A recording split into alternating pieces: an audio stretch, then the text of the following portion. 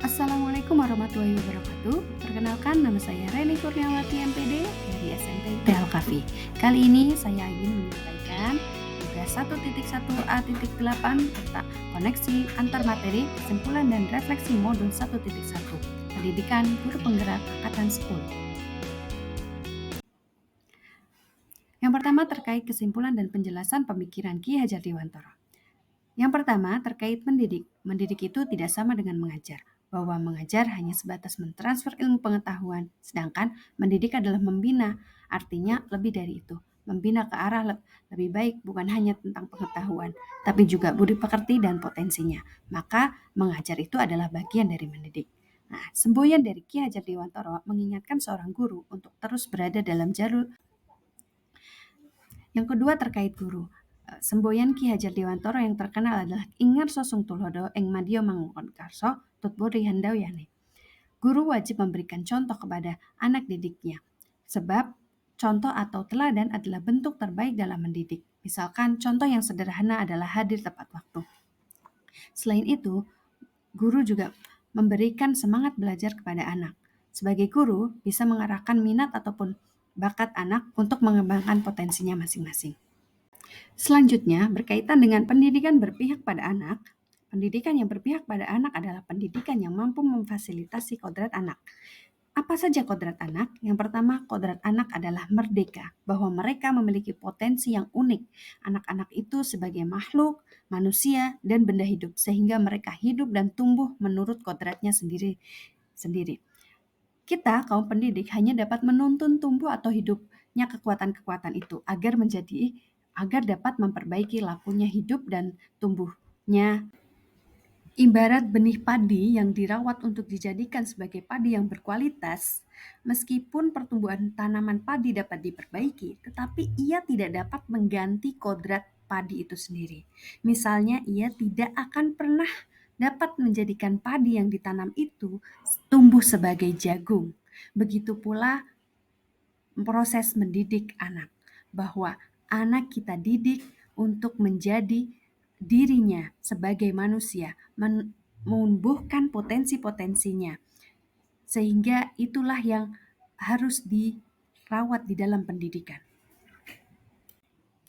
Yang kedua adalah kodrat alam dan zaman. Pendidikan sebagai tempat untuk menjawab tantangan masa yang akan datang, sehingga pendidikan disesuaikan dengan perkembangan zaman.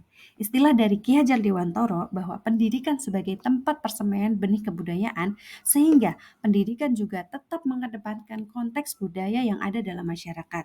Sehingga dalam pembelajaran yang dilakukan adalah pembelajaran yang sesuai dengan konteks sosial budaya masyarakat dan perkembangan zaman saat ini.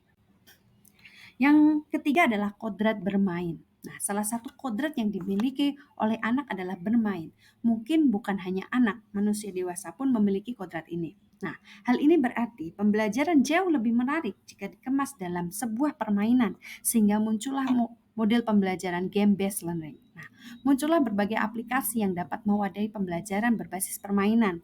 Melalui pembelajaran yang berbasis permainan ini dapat meningkatkan minat dan motivasi anak dalam belajar. Selain itu, dengan permainan tersebut, anak tidak hanya belajar materi pelajaran, tetapi juga belajar menghargai pendapat, kerjasama, belajar menerima kalah ataupun menang.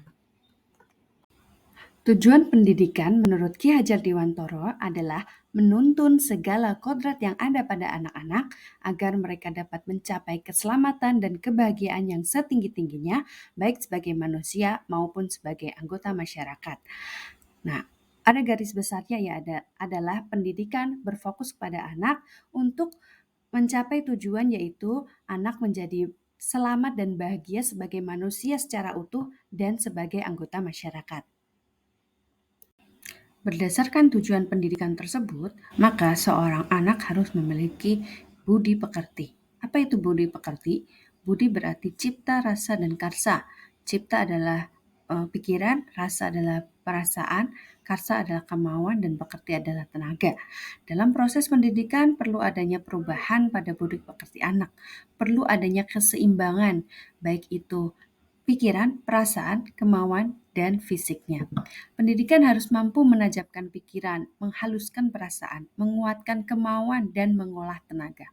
Oleh karena itu, pendidikan harus berjalan seimbang, tidak timpang sebelah, sehingga ketika ini terwujud, maka anak didik menjadi manusia yang bijaksana. Artinya pendidikan itu harus seimbang agar anak tersebut menjadi manusia yang bijaksana. Sebelum mempelajari modul 1.1, saya percaya bahwa yang pertama, guru sebagai sumber dalam proses pembelajaran. Saya sebelumnya meyakini bahwa guru adalah salah satu-satunya sumber belajar dalam proses pembelajaran. Guru harus sebagai garda terdepan untuk mengajarkan materi dalam pembelajaran atau biasa dikenal teacher center. Yang kedua, siswa sebagai objek pembelajaran yang harus menerima segala materi pembelajaran. Saya sebelumnya meyakini bahwa siswa hanya bertugas untuk menerima pembelajaran yang sedang berlangsung dan siswa tidak diberi kesempatan untuk mengeksplorasi dirinya. Yang ketiga adalah pembelajaran berfokus di dalam kelas. Saya sebelumnya meyakini bahwa pembelajaran yang dilaksanakan selalu berada di dalam kelas. Pembelajaran tidak bisa dilaksanakan di luar kelas. Nah, setelah saya mempelajari modul 1.1, saya pun berubah dari pemikiran saya maupun perilaku saya. Yang pertama, saya berpikir bahwa mendidik itu bukan hanya sekadar menuntaskan materi. Nah, anak paham dengan materi yang dijelaskan. Anak dapat menjawab pertanyaan yang diajukan ataupun ujian dengan nilai yang sempurna. Itu yang saya pahami dulu. Tapi saya sadar bahwa mendidik lebih dari itu. Mendidik adalah membina generasi bangsa. Maka bukan hanya anak menjadi pandai, tetapi ada perubahan perilaku lebih baik sehingga tercipta generasi yang tangguh dan siap mengikuti perkembangan zaman. Nah, proses pembelajaran yang berlangsung pun perlu mengikuti perkembangan zaman dan kondisi alam di sekolah.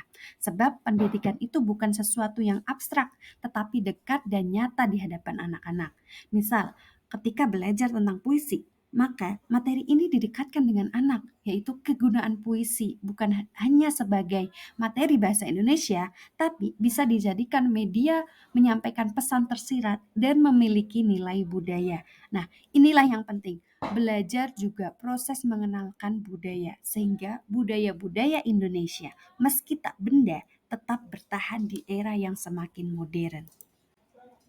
Yang kedua, saya memandang bahwa anak itu sebagai manusia yang tentu terlahir dengan kodrat yang unik.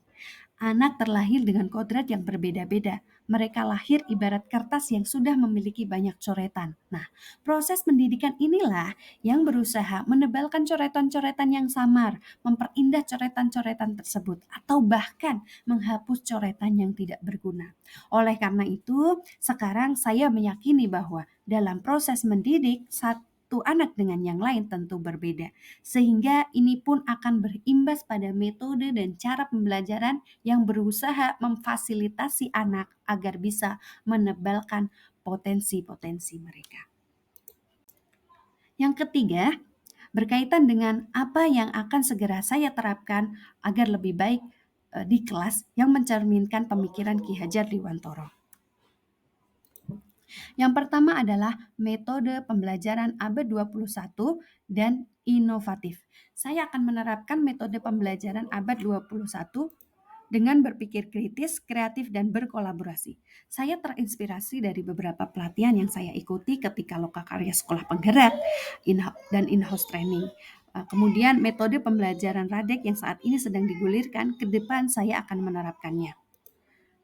Pembelajaran yang kedua adalah pembelajaran yang mengedepankan potensi anak, membangun budaya diskusi, sehingga bisa menemukan materi dan mengkoneksikan dengan kehidupan sehari-hari. Saya meyakini bahwa ke depan anak itu menjadi bagian dari masyarakat, sehingga di sekolah perlu dibiasakan untuk bekerja dalam kelompok.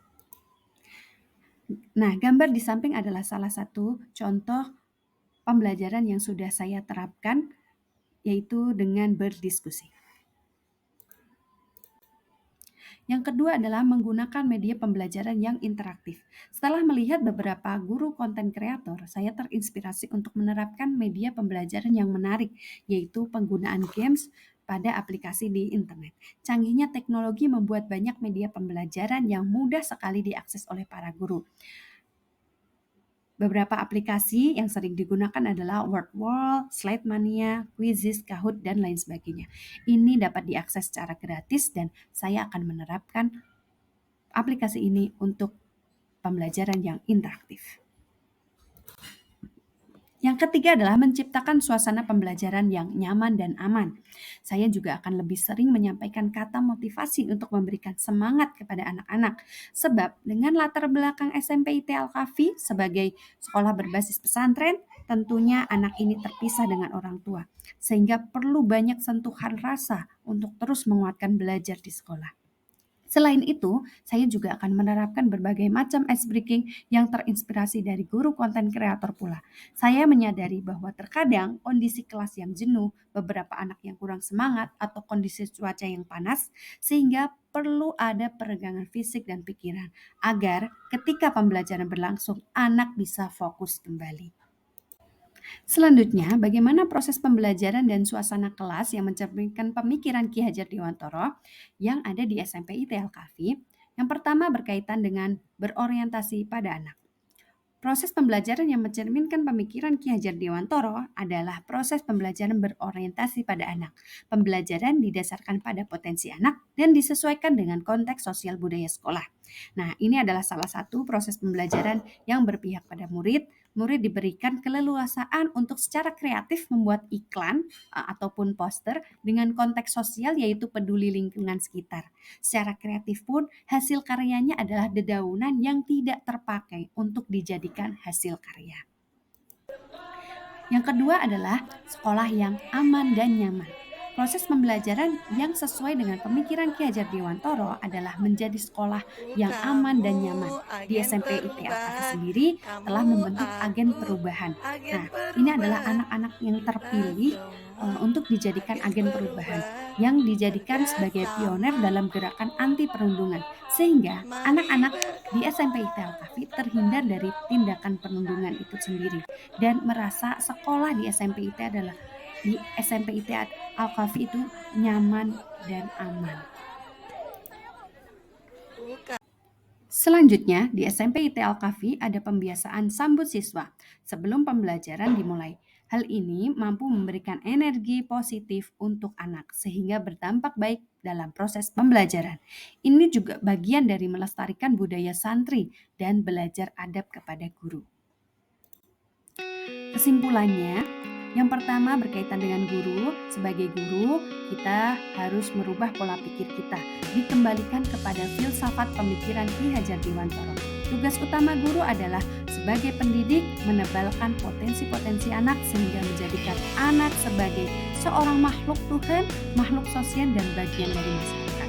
Kemudian berkaitan dengan sekolah, sistem pendidikan di sekolah harus menjadi ekosistem pendidikan yang nyaman dan aman, membuat program yang memerdekakan peserta didik dengan tetap melihat konteks sosial budaya di sekolah, kemudian memberikan fasilitas untuk pengembangan profesi guru. Yang terakhir, refleksi dari saya menyadari bahwa sebagai guru masih banyak hal yang perlu diperbaiki. Setelah mengikuti pembelajaran modul 1.1 ini, saya mengalami perubahan pola pikir mengenai anak, bahwa anak itu memiliki kodrat yang luar biasa. Yang kedua, berkaitan dengan perlu mengubah proses pembelajaran agar jauh lebih menarik dan makin paham bagaimana sejatinya tujuan pendidikan itu sendiri, bahwa menjadikan anak selamat dan bahagia sebagai manusia dan anggota masyarakat. Berdasarkan paparan sebelumnya, saya akan menerapkan yang pertama, metode pembelajaran abad 21 dan lebih inovatif. Yang kedua adalah menggunakan media pembelajaran yang menarik. Dan ketiga, menciptakan suasana pembelajaran yang nyaman dan aman. Demikian video dari saya. Terima kasih. Salam guru hebat.